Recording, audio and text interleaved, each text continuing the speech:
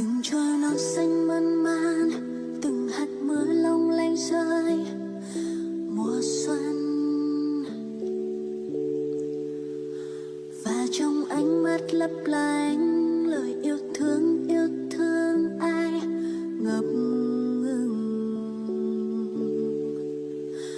Mùa xuân đã đến bên em và mùa xuân đã đến bên anh thì thầm.